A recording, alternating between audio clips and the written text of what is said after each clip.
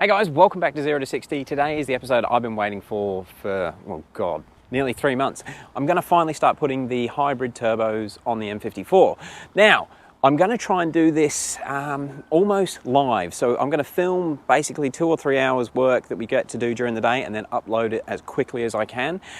So if you guys have got any input on anything really to make this an easier job, I'd really appreciate it. So please let me know anything that I'm doing wrong or missing out or doing the hard way in the comments below. But let's get straight into it. I'm going to get the car up on the hap and I'll show you everything I've got to complete this job. So it's been parked up for nearly a week now. I may have had an energy drink. And I've noticed that when it sits for a little while, it gets a bit of a slow crank. Not a slow crank, but it's a bit hard to start. Let's see if it fires. We're good, we're good. All right, let's get it in the shed.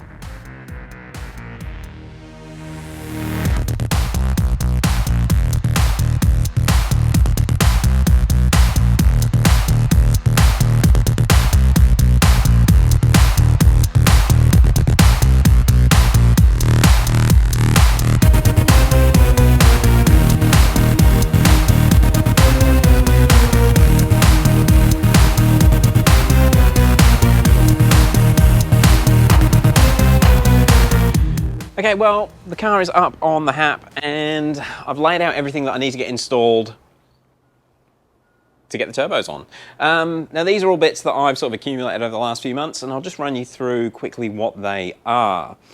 Now I didn't order a full turbo install kit and let's be honest, it was just to try and save some money, but what I did decide that I definitely wanted to replace while I was up there, we've got new manifold studs, new manifold stud nuts, these being copper, are really a one-use only thing, so I'm sure they're going to stretch when they get torqued down. But I did notice some people will install the turbos without changing them, bigger balls than I do. I have water pump mounting bolts. Now, they should have been replaced when I changed the water pump last year. However, I was lazy and just reused the old one, so I want to do that while I'm in there. We have new turbo manifold gaskets, got 6 genuine ones. The Chinese turbos did actually come with manifold gaskets. They're still in the boxes over there, but I wanted to go with genuine because I don't want them leaking and I just want them to be right. And I'm not saying the Chinese ones aren't good, but they do look different to these, so I'm going to use the genuine. I bought new O-rings for basically all the coolant and oil lines, and then we've got the oil drain gaskets there as well. Now we did get a Chinese version of those with the turbos, but again, don't want any leaks, going to stick with the genuines. I've got a new O-ring for the coolant pipe that sits between the two turbos. Just makes sense to do it while I'm in there.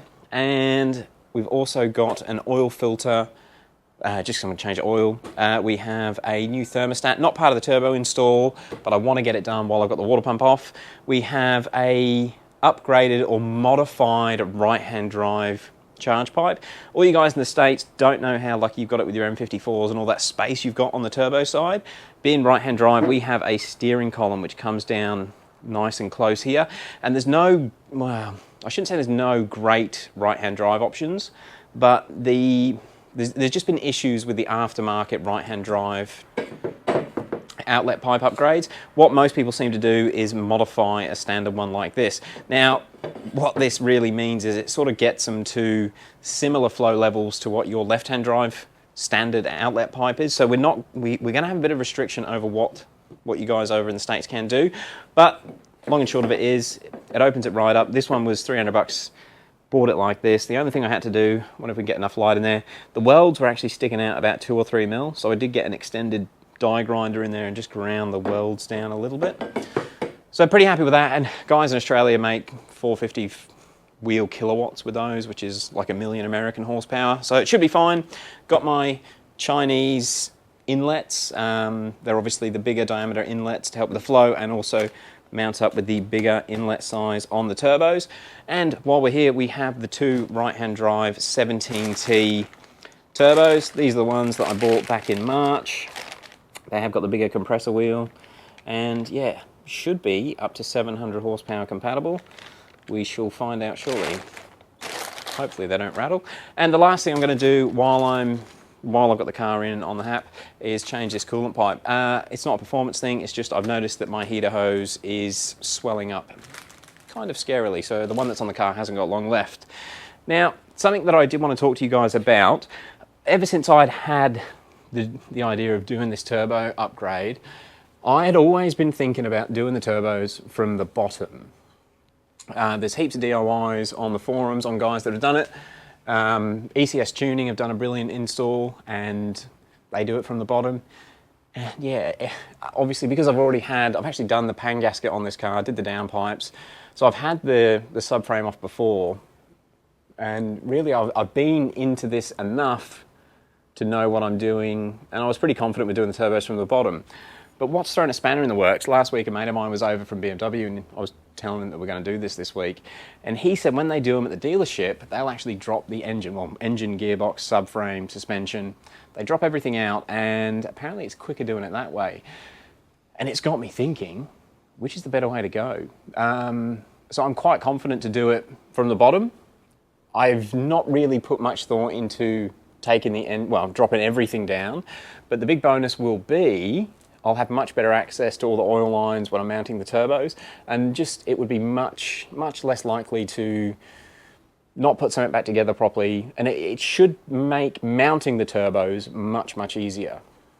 So I guess let's have a quick look at what we're going to have to do. If I do it from the bottom, I'm going to have to disconnect control arms, steering rack, sway bar, subframe, support brace, downpipes will have to come off obviously, the 2 bolts to get to the engine mounts. This one's a bit of a bastard on the right-hand drive models, but it is doable, and I reckon it's probably going to be about 2 hours work to get access, and I mean 2 hours actual normal solid work, not messing around filming or talking, but to get everything off to get access to the turbos. Now the guy I spoke to at BMW reckons they can drop the whole engine, subframe, everything down in about an hour and a half, and it's a better option, so it could be quicker to go that way. If I do the engine option, obviously I don't need to take the subframe off from this side. I can basically drop everything that you can see here will come down. The gearbox, downpipes, steering rack, subframe, suspension arms, brakes, all that will come down. In fact, I'll just drop the car down and we'll have a look at what's going on up the top if we do want to drop everything down together.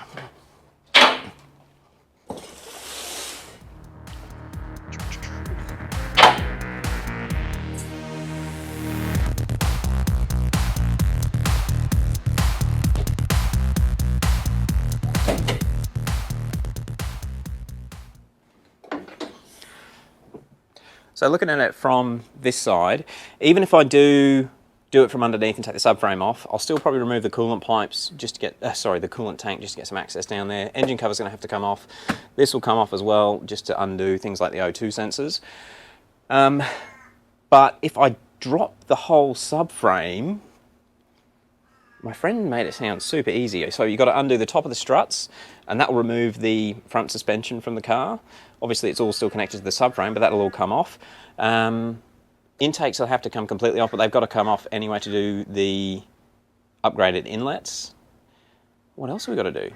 Radiator would obviously have to be disconnected, and the air conditioning compressor, this is something I'm not sure on. I don't want to break the AC lines and then have to pay to get it regassed. So as long as I can take the AC compressor off, tie it to the side somewhere, and then let the engine drop down, that might not be too bad of a way to go.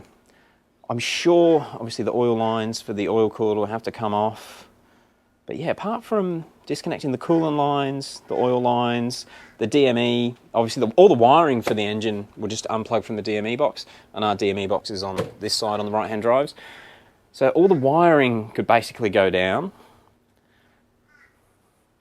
What do you guys think? Do you reckon it would be a better option to go from the bottom or drop the whole engine? I'm kind of curious. Now, I think, like I said, I'm pretty confident doing it from the bottom, and I guess a lot of guys that are doing it at home would like to see an amateur DIY struggle and do it from the bottom, because I guess that's what a lot of you guys are going to do. Not everyone's going to have access to a hoist.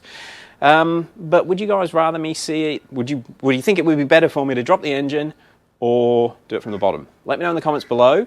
I'm going to go and edit this video right now, and yeah, let me know, because if you guys comment quickly, you'll definitely have an input on what I start taking off next.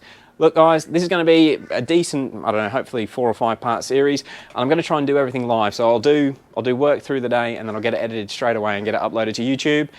Anything I'm missing, anything I'm doing wrong, please give me some tips. I've done a lot of reading, but this was all 4 to 6 months ago, so I'm sure there's things I'm going to forget. And I really appreciate all the help, really appreciate everyone that views. Let's get these Chinese turbos on and see what they're really like. Thank you very much for watching. We will catch you on the next one.